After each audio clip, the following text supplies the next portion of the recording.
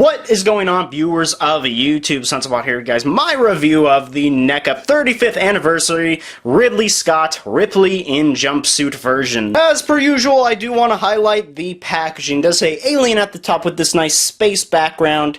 Does have some eggs, that one of which is hatching. You can tell that it is glowing, which is a cool touch. It does say 35th anniversary alien with this nice artwork of a hatching egg. It does say Ripley in jumpsuit and a warning not to choke on cat. Sides of the box does have the figure herself in this nice stance. There's this little light right here. I don't know why that's there, but you know, cool. Other side of the box has another stance. Does have the tip of the tail of the big chap alien, which will not be in this review, and there is a warning sign for some reason. Again, cool attention to detail. The box has the rest of the figures in the wave, which I'll be reviewing here soon. There's the cat, and here's another stance of the figure with the big chap in the background. Does say alien at the top, and here's a description of Ripley's character. If you'd like to pause and read that now, you can. As for the figure herself, this is awesome, and that's really all I have to say about this. I've always wanted NECA, or any company at that, to make a figure that at least gives a solid impression of Sigourney Weaver as Ripley, and I think NECA did an outstanding job doing that. Let's take a closer look. As for the head sculpt, you could tell straight off the bat this is Sigourney Weaver, and that's exactly what we, the collectors, the Alien fans, have always wanted. I'm gonna start off by saying something that will probably not affect your purchase, but this is actually the inferior Ripley that comes in the wave, just because the paint on her is a little bit off, and it's not just my figure. I know a lot of other people have this problem. The first thing I'll say, just to get it out of the way, is that the eyes are a bit too beady. They didn't put too much paint detail, and I'll compare it to the spacesuit version in the same wave later in the video, but I just want to say that before I get into it. But as for the highlights, this is awesome. I love the paint detail on the cheeks. They got the flesh tone just perfectly. I love the tone of red they put on the lips. I do like the wrinkles between the eyebrows, and the eyebrows are sculpted really nicely. They are actually sculpted on. They're not just painted, which I found pretty surprising. You can actually feel that rough effect on it, which was interesting. Her ears are actually kind of hidden. They sculpted the full ear. You could tell it's right in there, but the hair is covering it, and you can't just move the hair out of the way since it's a solid sculpt, which doesn't really bother me. I do prefer solid hair sculpts rather than actual imitations of hair like what Hot Toys has been doing. But you could tell there is some nice detail on the neck as well. I don't know if that's being captured on camera. You know, there's her muscles and everything, I guess.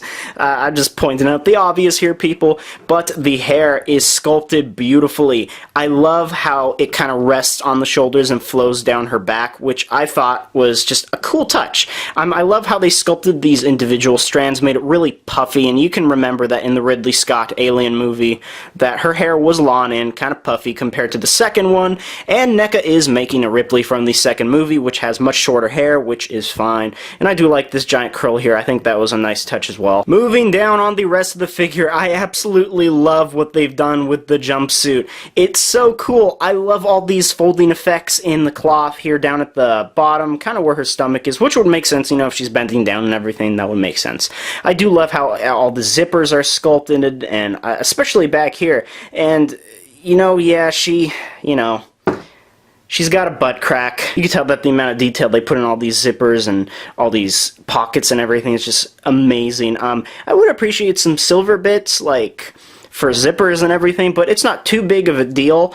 And, you know, I wish there was some more silver kind of going up her jumpsuit right there, which would make it a bit more realistic, not necessarily movie accurate. And you could tell she does have a patch on her shoulder. It does say USCSS Nostromo 180286. It's really hard to tell, honestly, but I love the attention to detail. As for her arms, you know, they just sculpted just a regular arm, nothing too big. They did sculpt on a watch, which I did appreciate. I thought that was a really cool touch. There is some paint wear on the hand. You could see some black paint there, which kind of bothers me, but, you know, she does have fingernails and folds in the skin under her hand, which is really cool. And just moving down on the figure, just very impressive, again, with all these zippers and pockets. Really cool. I don't know why there would be pockets down here, but, you know, it's the future, people. And, you know, the shoes, I don't remember what she wore in the movie, to be honest, but I'm pretty sure they're accurate. They're not real laces for obvious reasons. This is like a 6-inch figure, but you could tell they've obviously been worn a lot. There's some wear and tear on it, and I just love the detail. As for articulation, Ripley does have a ton. Her hair does restrict some movement, but, you know, not a big deal. Her head can go move down about that much. You know, you want to be careful not to break it. It can move up that much, you know, where the hair meets the back. It can wobble side to side and rotate fully, which I found surprising. Her arms can rotate fully, you know, out and in. Does have a 90-degree bend at the elbow, and it can rotate fully. Does have a wrist joint, which can go up and down, side to side, and just rotate fully. As far as the waist, can go down that much, back that much, side to side, and it can rotate fully. You want to be careful. It's kind of stiff. I wouldn't do that. I could feel right now. It's just like ready to pop off. But as far as her legs go, you know, this is a rubber piece, which is good. So it does restrict a little bit, but not too much. It can go up that much, basically a 90-degree angle, back that much, can basically do the splits. Again, don't damage the rubber, and it does have that thigh rotation, does have a 90-degree bend at the knee, and it does fully rotate, and as far as her feet go, can go up and down, as well as ankle pivot. As for size, she is the exact same height as herself in the spacesuit, and here she is next to the standard Marvel Legends figure. Comparing the two head sculpts, they are actually different, and honestly, I do prefer the spacesuit version.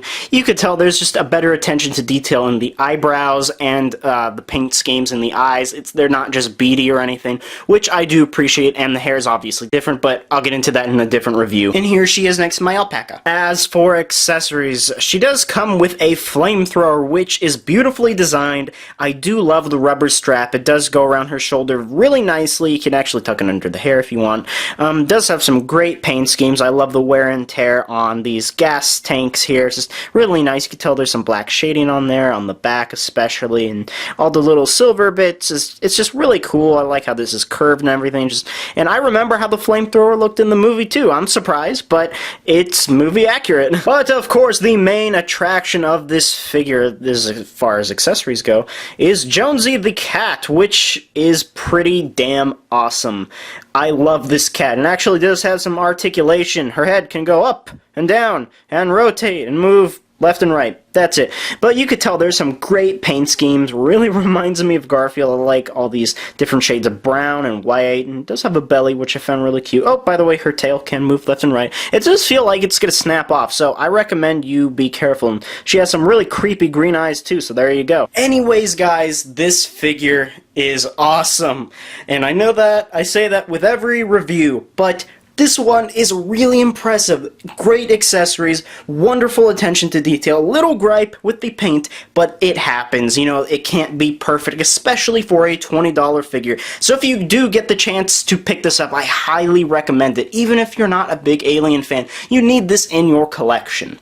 And with that said, people, if you did enjoy this video, please like, subscribe, comment, do whatever you viewers do on a daily basis, and I will see you guys in my next video.